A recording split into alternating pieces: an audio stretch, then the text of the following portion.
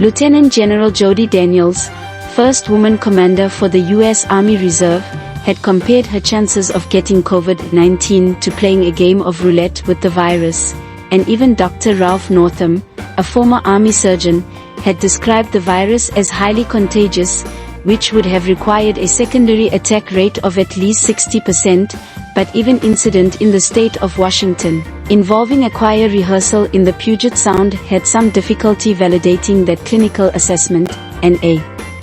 validated highly contagious disease is required to set off a superspreader event. And gambling is all about playing the odds.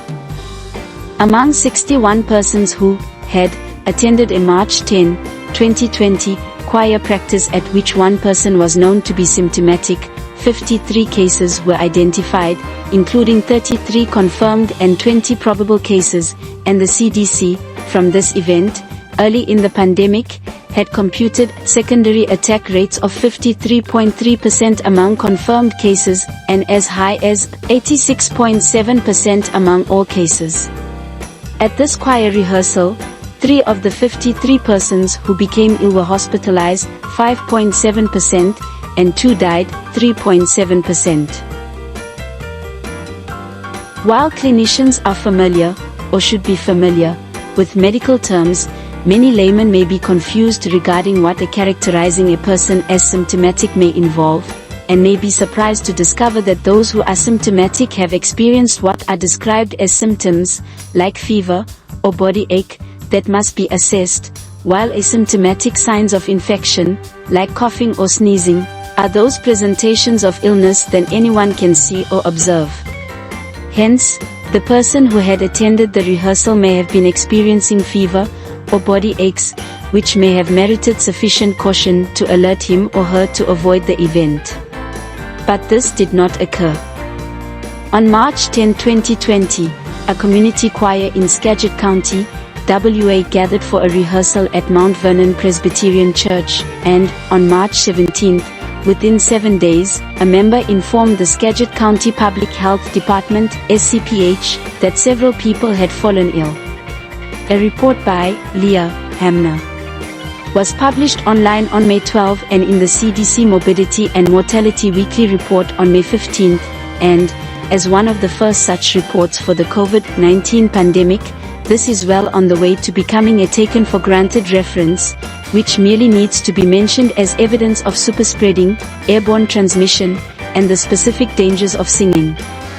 And, as a result of this and similar outbreaks, along with mounting uncertainties about modes of transmission, the performing arts industry effectively shut down in 2020.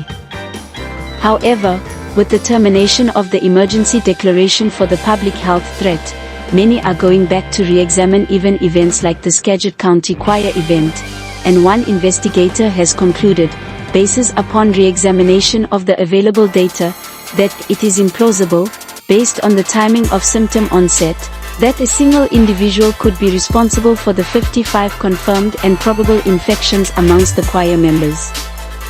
The fellowship hall had measured about 60 by 30 feet, or about 16.7 square meters, with a vaulted ceiling rising from 10 feet at the sides to about 20 feet at the top, or as high as about 6 meters, in a space that normally would have accommodated the full choir of 122 members.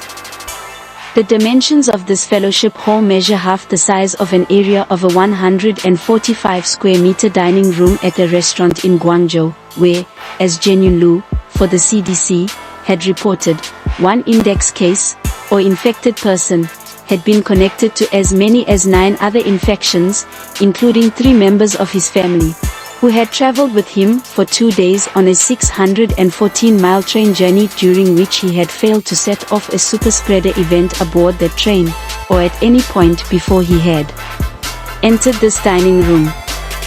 At the dining room, on January 24, 2020, the index case had been amongst 83 customers and 8 staff members, a total of 91 persons sharing the same space, including 8 staff, who had traveled in and out of the area in which he had been seated with his family, but who had failed to sustain a sufficient exposure to become infected, while the 10 persons in that 30 square meter space had received so much exposure to the virus that all, aged 20 to 84, had to be hospitalized later.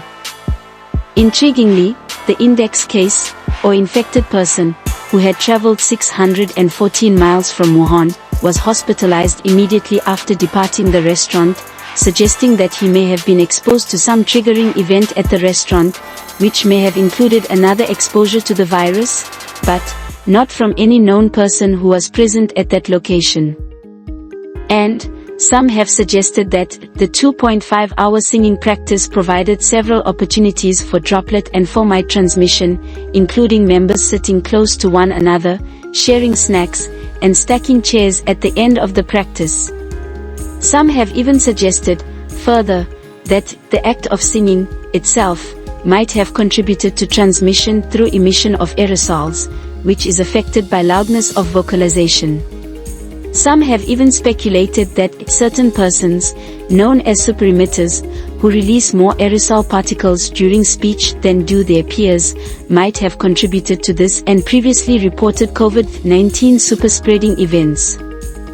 However, reproducibility and replicability are fundamentally important aspects of the scientific method. And, in 2019, before claims of evolving science, given the recent attention on irreproducible science by the scientific community and the concomitant cost to the research enterprise and society, it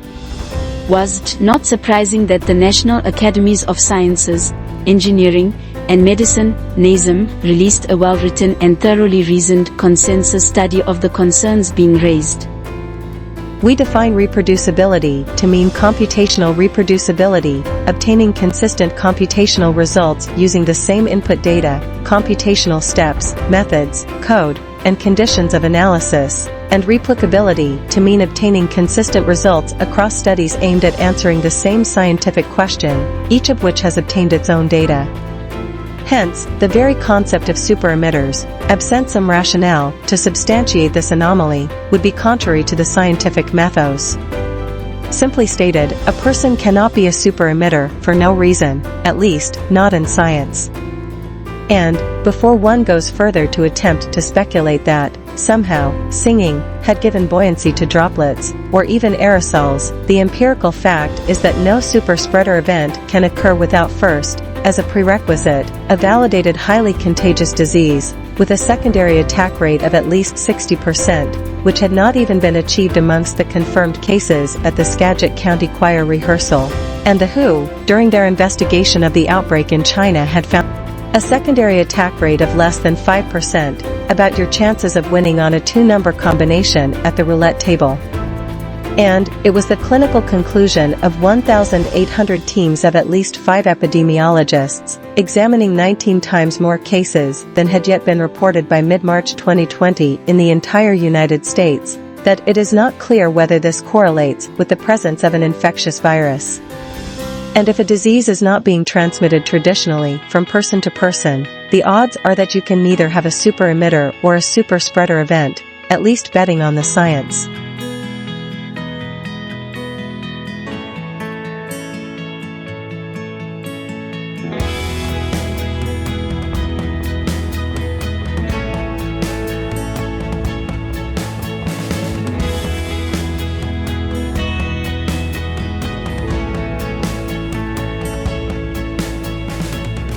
This message was approved by Major Mike Webb. Honest.